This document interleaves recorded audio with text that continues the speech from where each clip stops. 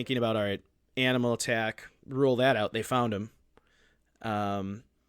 If a cougar would have attacked him, a cougar probably would have killed him. Do they have any pictures of the site where they found him face down in the snow? I've seen pictures of it. It looks like kind of just like an open, like flat, plain area, kind of in like a mountainous region.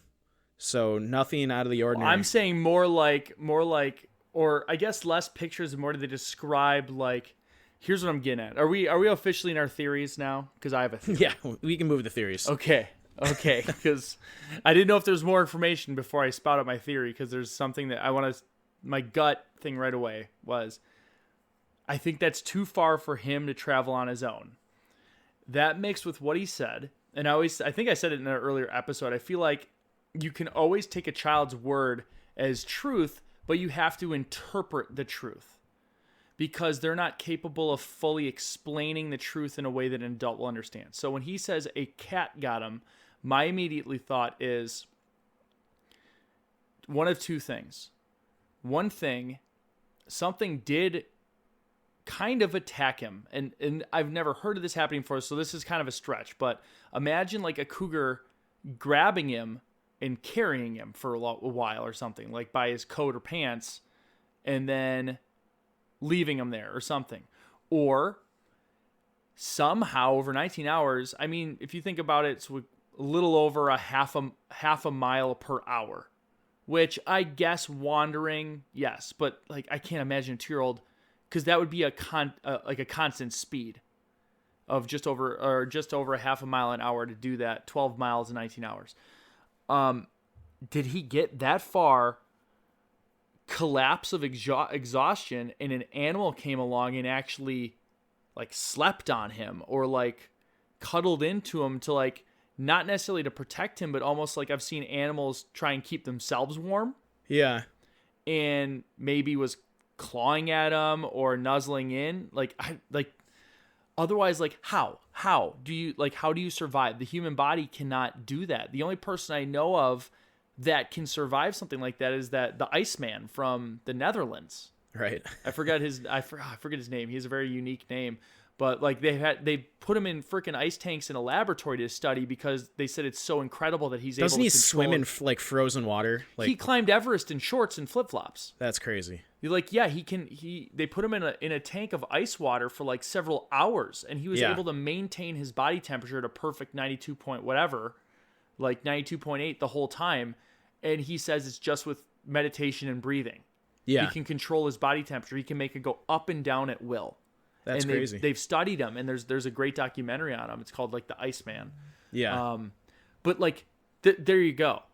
A guy that can do it for a couple hours in ice has a documentary, and he's famous. Yep. So this kid survived 19 hours through the night in ice as a 2-year-old. Yes. That's just insane to me. Like it's a legitimate miracle or like an animal kept him warm.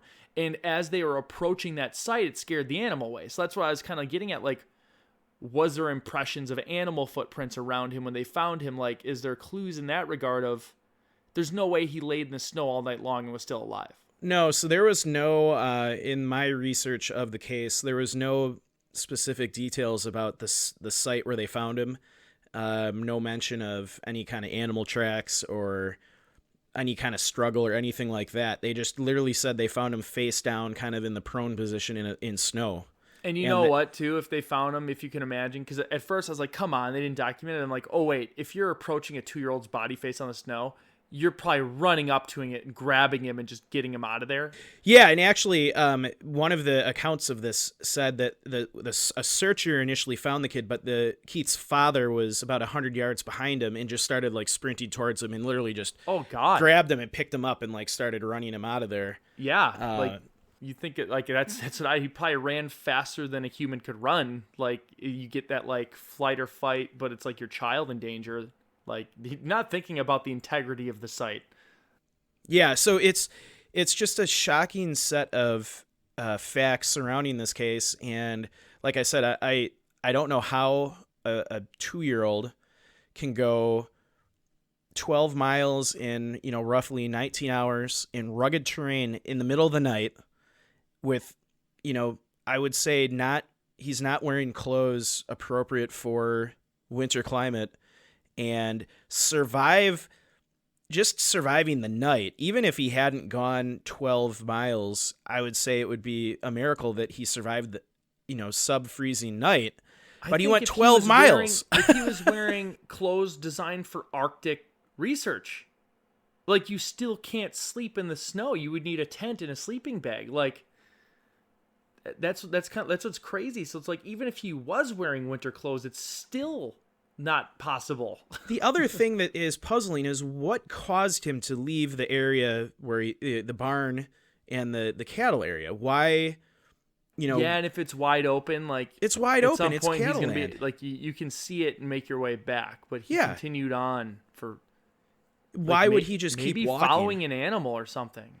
But like, Yeah, I don't know. I mean, that's crazy. the scratches on his face and hands and clothing makes me feel like, I don't obviously know how how cougars operate with, prey, but is it possible that a cat would have started dragging him off to a place to... That's kind of what I was thinking about the distance. Like, if he walked a little bit, but then like something was grabbing him and pulling him, like, or carrying him. Because I mean, but a cougar's not going to drag a 2-year-old for 12 miles. That's 100%. Like, if they're going to attack, they're going to want to deal with it there. And when you see some of the terrain of the area, it's not like he was going 12 miles on open grassland. Were they searching constantly through the night? Yeah, they searched all the way through the night into the morning. Is it possible? Okay, how about this? Okay. This. What if a cougar did get him? Yeah. And the search party was pushing the cougar constantly the whole time, and the cougar was pulling the kid, waiting for the opportunity to basically eat it. Okay. But like, the search party kept pushing it, so it's like it's not going to abandon the prey, but it's going to keep dragging it, and eventually just gave up. So maybe Keith walked at least the 3 miles to where they found his tracks. Yeah. Walked on his own, and then the rest of the way, or maybe he walked a little further past that, and the rest of the way, a cougar attacked him, and maybe that's why he doesn't have memory of what happened. Yeah, maybe he passed out or something or whatever. But anybody listening that cougar knows, experts, any cougar experts out there, and we're not talking about frat guys that go to the bars.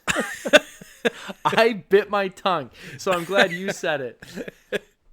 If anyone listening is an expert in, kind of big cats in the wild, please comment on this episode if Joe and I are totally talking out of our ass. I'm sure we are.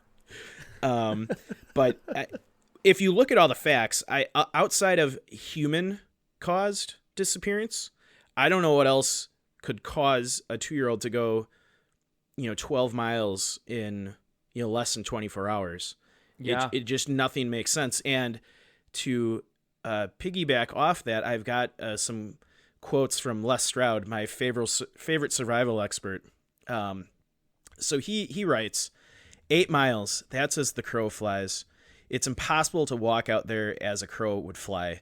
In the span of less than 24 hours, you'd have to believe that this 2-year-old covered perhaps as many as 12 miles.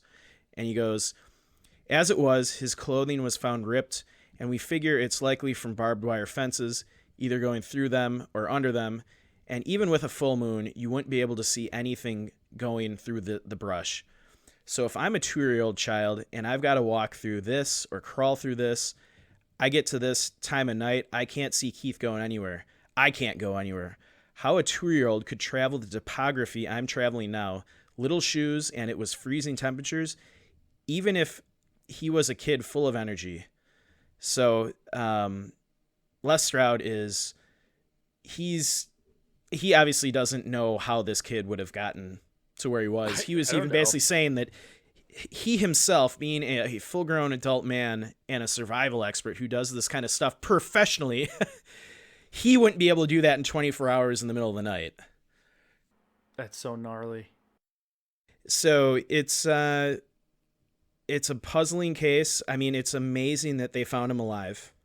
It's awesome. I can't imagine what the parents went through and how, like, the feeling of Well, because it's the like mom you tell so many stories that they end in just tragedy, and like it's so nice to have, like, even though it's crazy and befuddling, it's just great to have one that ends kind of happy.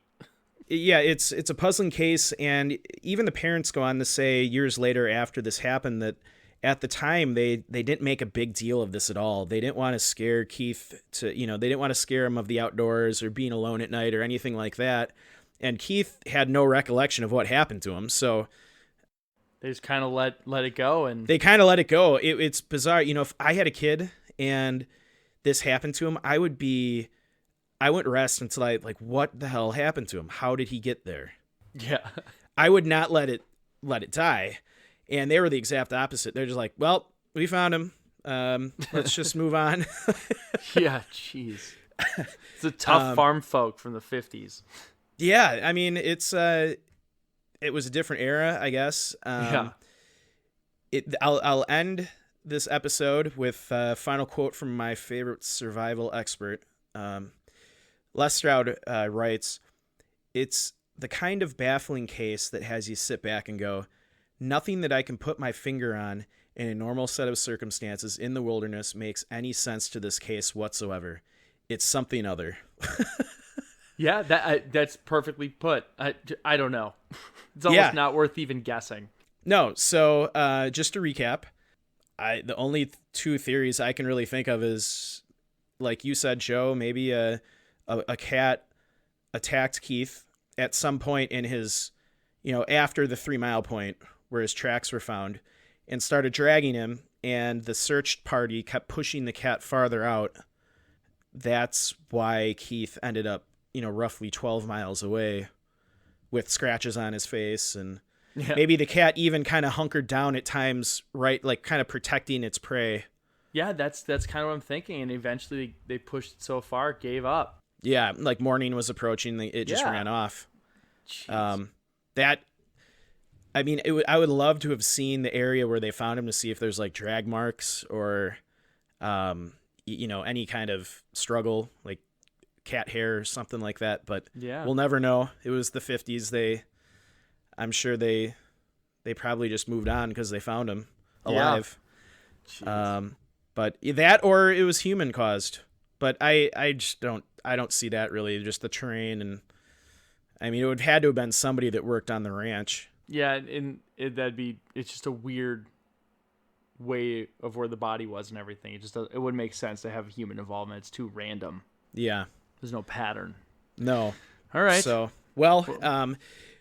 another little shorter episode for people to chew on. This one's a real strange one. I know there's a lot of people out on the internet have done, analysis on this case. It's an old one, so hopefully we added a little different twist to it. Yeah.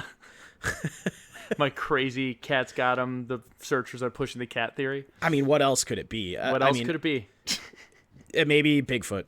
Or, there you go. Bigfoot aliens. was caring for him. Like how sometimes like the gorilla, like the kids will fall in the zoo and the gorilla saves it. Yeah. Oh, so man.